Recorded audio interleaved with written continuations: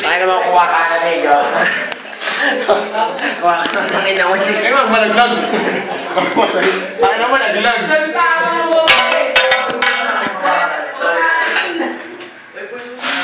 Nasuko na ako ito po.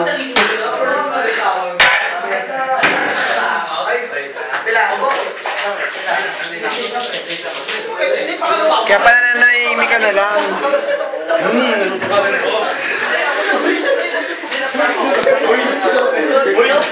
Utang ina mo kayo. Yan, totoo naman sa amin yan. Pinapatulang mo yan.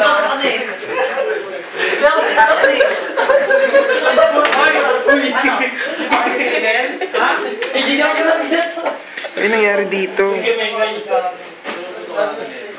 Promise na nga pre, ayoko talaga na may isamang ganun. Sobrang ilang ko na may isang third sex sa kwarto. Kaya iba niya rin, kaya ako nakipag-ganun kasi medyo may pakiramdam siya sa babae na may pakiramdam siya sa lalaki.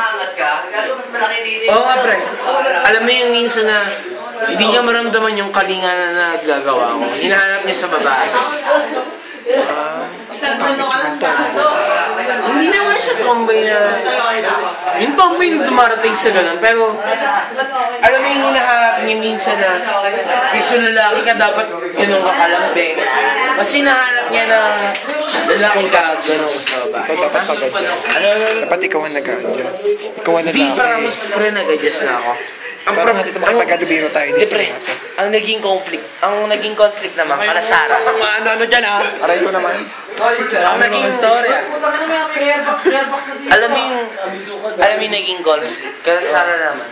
Kasi minsan napagtutunan niya napansin yung pala Sarah kaysa sa akin. Ay nung ayoko. Kaya Sarah sa'yo, kinukumpara. Hindi, ayoko yung nararamdaman ko na pagdating sa ganung bagay, nakakalamang sila Sarah. Ayoko nung ganun. Gusto ko yung equal opportunity lang. Yung eto, pinararamdam mo ka na Sarah. Siyempre kahit na paano napaparamdam mo sa akin. Ayoko nung napaparamdam. Tatawa na natin. Hindi, pero ayoko nung napaparamdam mo ka na Sarah. Napaparamdam mo lang sa akin. Yung napaparamdam mo sa palit nila, pero pagdating sa akin, wala. Ay, nagulo. Oy, pasiyar pre, tukan mo to pre. Tukan mo to. Tukan mo to. Tapos na. Tapos na. Macho.